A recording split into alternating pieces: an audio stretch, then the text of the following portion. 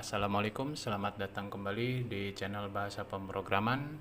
Kali ini kita masih membahas tentang perintah-perintah dasar Termux atau perintah-perintah dasar Linux.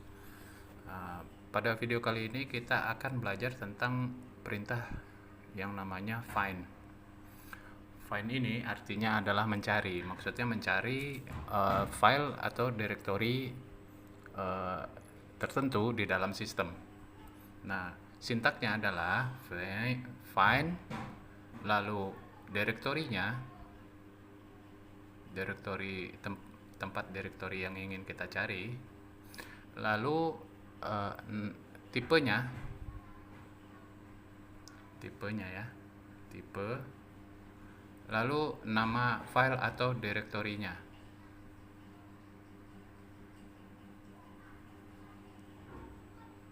Nama file atau direktori yang ingin kita cari. Seperti ini sintaknya ya.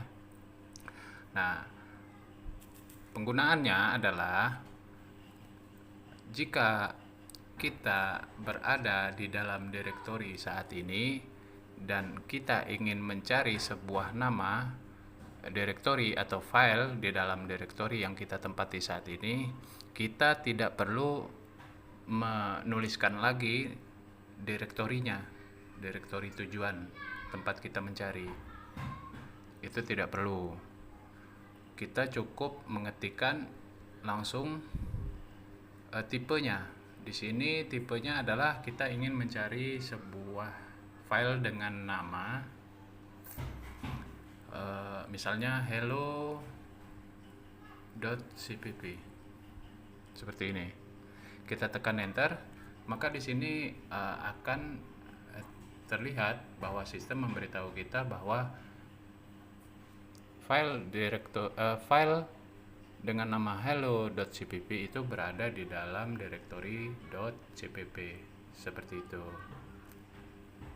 Nah, lalu apabila direktori yang ingin kita cari di luar direktori yang kita tempati saat ini, kita perlu menuliskan jalur absolutnya. Seperti contoh di sini kita akan masuk ke dalam direktori com.termux.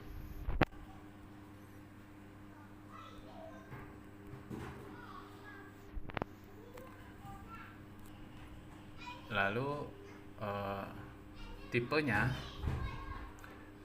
tipe dari direktori atau file yang ingin kita cari, lalu namanya. Dan di sini saya ingin mencari semua file dengan ekstensi .cpp yang berada di dalam direktori com.termux, yaitu direktori yang berada di luar direktori kita saat ini. Kita ketikkan bintang, lalu titik, lalu nama ekstensi dari file tersebut. Lalu kita tekan enter. Maka di sini sistem akan menampilkan seluruh nama file dengan ekstensi .cpp, baik itu yang berada di dalam direktori com.termux ini ya, ataupun di dalam subdirektorinya. Jadi di sini kan bisa terlihat ini. Di sini ada direktori aircrack.ng yang berada di dalam direktori home. Nah, ternyata di sini ada sebuah file dengan nama linecount.cpp. Terus ada juga program.cpp yang berada di dalam direktori antarmuka. Terus ada sebuah file juga dengan ekstensi .cpp yang berada di dalam direktori aircraft.ng, dan juga ada file dengan direktori ekstensi .cpp yang berada di dalam direktori cpp dan seterusnya. Di sini datanya terlihat semua ya. Nah, jadi seperti itu. Jadi kalau kita ingin mencari sebuah file atau direktori dengan nama tertentu atau ekstensi tertentu, kita perlu menuliskan path-nya atau jalurnya secara absolut, seperti itu. Tapi kalau kita ingin mencari sebuah file di dalam direktori yang ingin kita tempati, atau direktori yang kita tempati saat ini, kita tidak perlu menuliskan jalur path-nya seperti ini. Cukup ketikkan aja seperti ini, find, lalu tipenya, lalu nama filenya. Kita coba lagi ya dengan ekstensi yang berbeda. Ada apa aja di sini? Kita ketikkan bintang.cpp. Nah, di sini akan terlihat juga semua ekstensi file dengan ekstensi .cpp akan ditampilkan oleh sistem. Jadi seperti itu. Terus ada juga ukuran. Kita ingin mencari sebuah file dengan ukuran 1 MB di dalam sistem. Ya, caranya kita ketikkan perintahnya, lalu path-nya seperti ini, jalur absolutnya, lalu di sini kita ketikkan tipenya, size-nya, jadi ukuran filenya ya. Lalu di sini baru ukuran filenya. Misalnya kita ingin mencari 1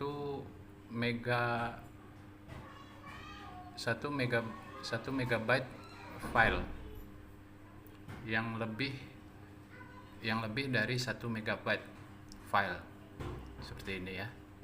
Nah, lalu sistem akan menunjukkan semua filenya nih.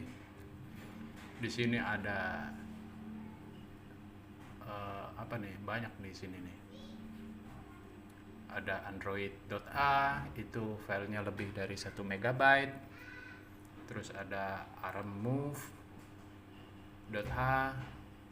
Di sini semuanya sistem akan menampilkan semua file yang ukurannya lebih dari 1 megabyte.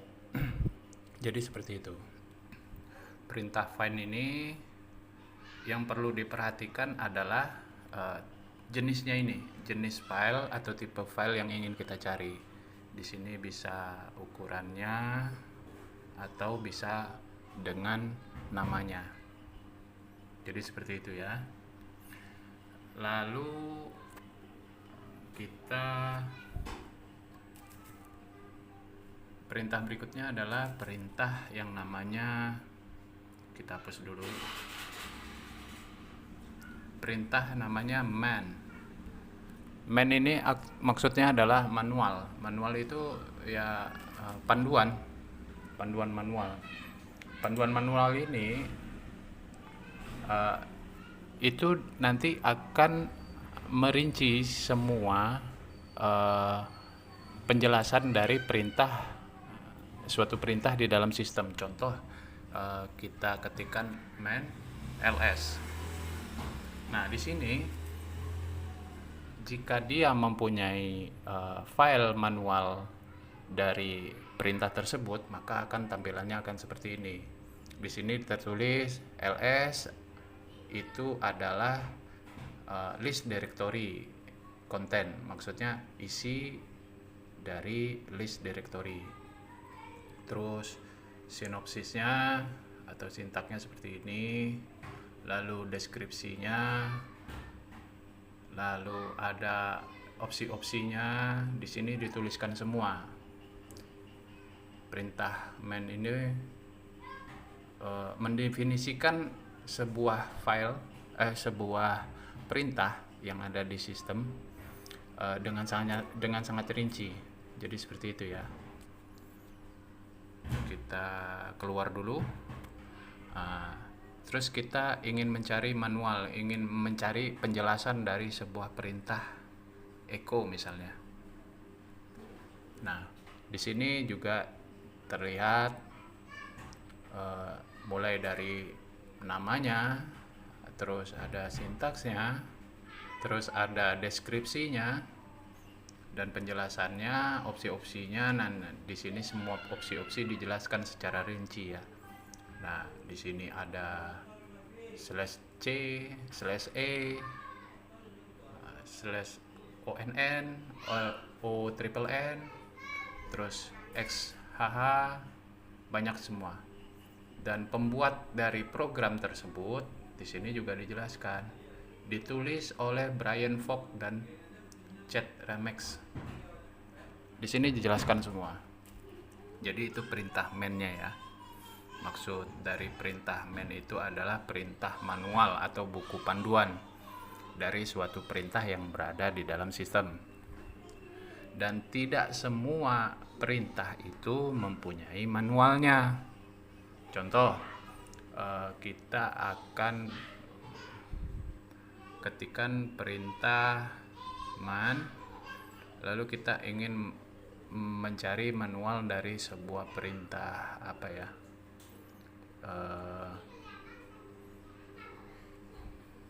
contoh perintah cpp misalnya.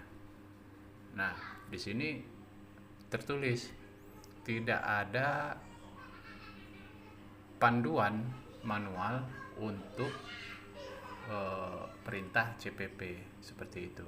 Jadi tidak semua perintah yang berada di dalam sistem itu punya manual, panduan manualnya. Jadi seperti itu ya. Ini perintah man atau manual. Di sini akan terlihat jelas bahwa suatu perintah itu punya nama, punya penjelasan, punya keterangan yang secara lengkap di dalam manual ini. Jadi seperti itu. Terus ada juga perintah yang namanya perintah alias. Alias ini ya itu mengganti satu perintah dengan nama tertentu. Contoh, kita kan sudah tahu yang namanya perintah ls, yaitu adalah untuk melihat isi suatu direktori tertentu kan. Contoh di sini kan kita pengen melihat isi dari suatu direktori yang direktori home misalnya. Di sini kan kita berada di dalam direktori home. Kita ingin melihat isi semua file atau direktori yang berada di dalam direktori home dengan perintah ls kan. ls. Nah, ls ini perintahnya bisa diganti dengan nama yang kita inginkan, alias. Contoh di sini adalah perintah aliasnya kita rubah dengan nama apa ya? Dengan nama contoh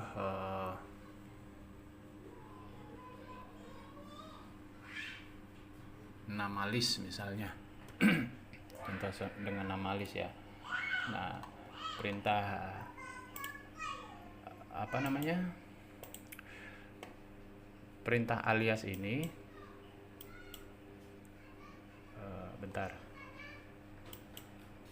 Perintah alias ini sintaknya adalah alias lalu nama baru dari sebuah perintah yang ingin kita ganti, lalu di sini kita ketikkan sama dengan,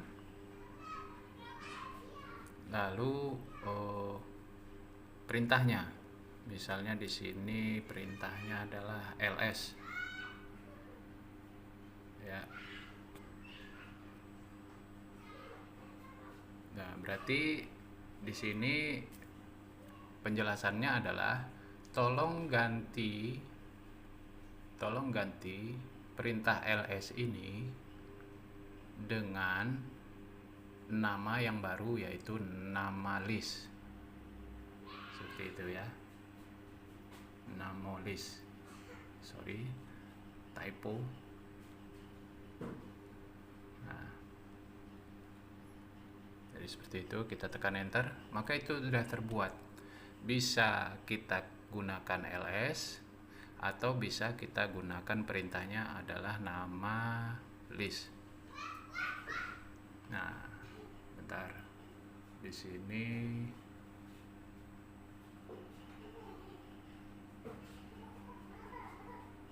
ada kesalahan, bentar.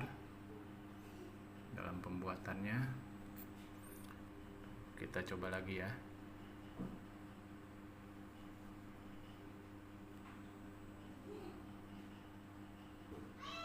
Bentar.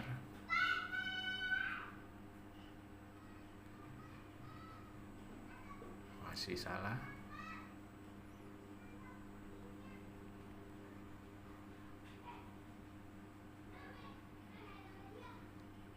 Kita coba nama list. Nah, di sini terlihat kan? Kita bisa pakai nama perintah ls. Kita juga bisa menggunakan perintah nama list untuk mengganti perintah ls tersebut. Nah, di sini terlihat kita ketikkan ls, dia akan mengeluarkan semua list daftar dari dalam direktori yang ingin kita lihat. Kita juga bisa menggunakan perintah nama ls karena sebelumnya kita sudah mengganti yang ini ya. Kita sudah mengganti ls ini dengan nama yang lain, yaitu nama list. Jadi seperti itu. Nah, semua perintah itu bisa diganti, terserah kemauan kita. Misalnya kita ingin misalnya ada suatu perintah yang ingin kita ganti dengan jalur pet misalnya, kan di sini kan kita ingin melihat contohnya di sini, bentar, pwd. Oke, copy. Di sini kita misalnya ada suatu perintah yang sering kita tulis, misalnya ls spasi seperti ini ya. Ini kan panjang perintahnya kalau ditulis. Nah, ini bisa diganti dengan nama atau istilah yang lain yang ingin kita buat. Misalnya cek misalnya ya. Cek termux, cek T. Kita tekan enter. Nah, maaf, di sini ada kesalahan. Oh, nama aliasnya belum ada. Alias spasi ls.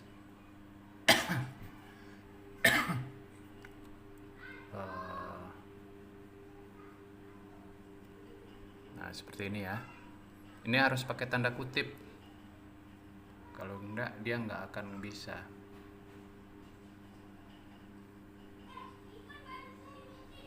Invalid alias name. Kita coba hapus ls-nya ya.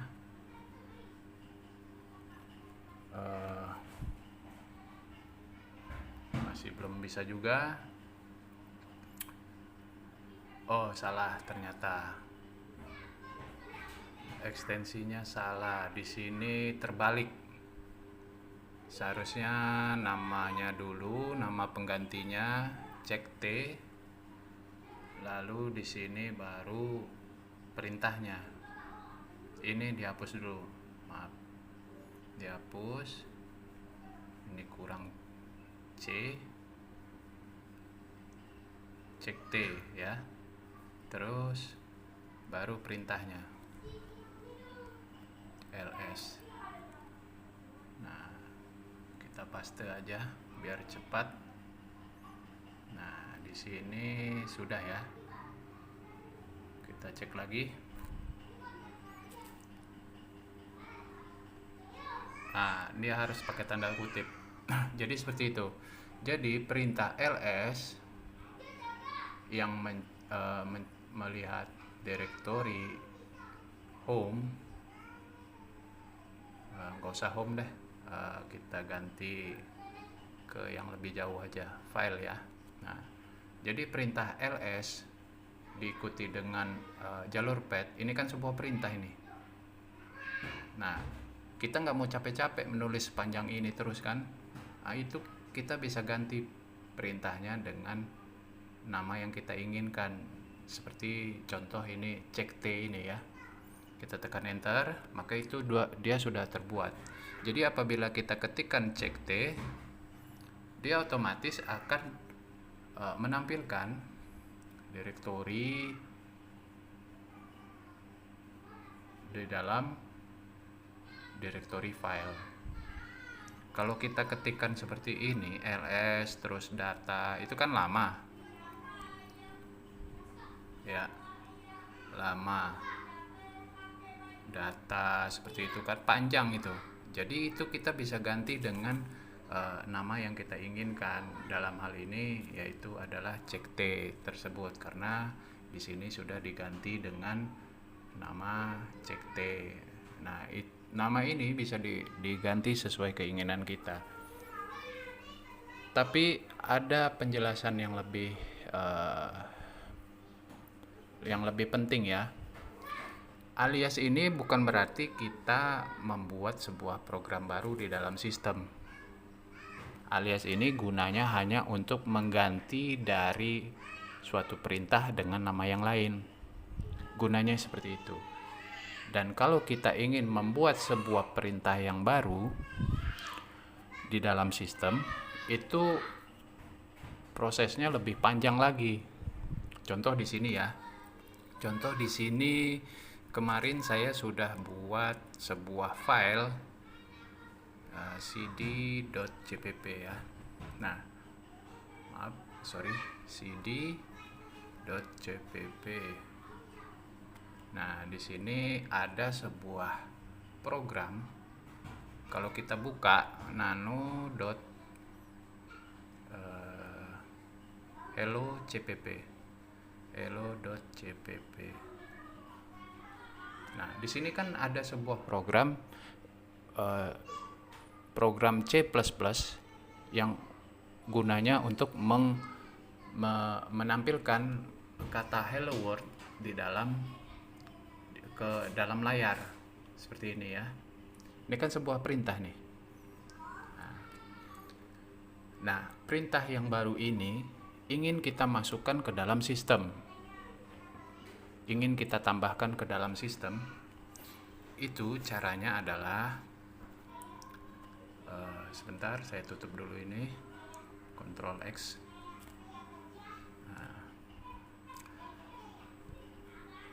Nah, perintah ini atau program yang baru kita buat ini, yang saya buat ini, ingin saya masukkan ke dalam sistem. Nah, caranya adalah kita rubah dulu file tersebut yang namanya adalah hello.cpp.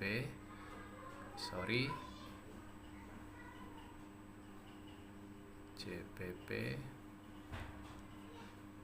Kita rubah supaya bisa dieksekusi oleh sistem.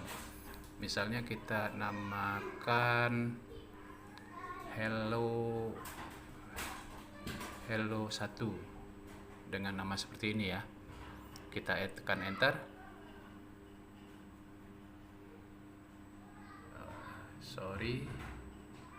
Di sini sepertinya ada kesalahan.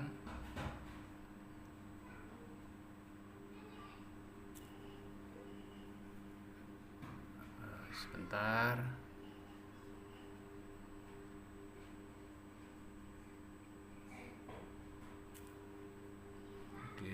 GCC. Nah, ini dia sistem langsung akan membuat sebuah program yang program tersebut langsung bisa dieksekusi. Cuman di sini ada kesalahan ya.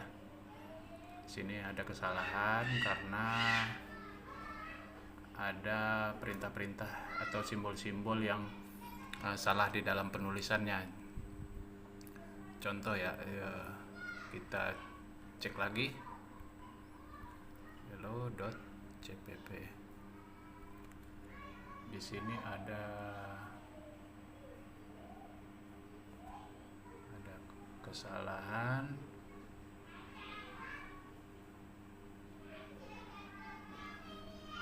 Nah, kesalahannya di sini nih. Tapi sebelumnya saya sudah buat sih perintahnya yang bisa dieksekusi, yaitu hello ini. Nah, hello ini bisa dieksekusi. Cara mengeksekusinya adalah dengan menggunakan /hello.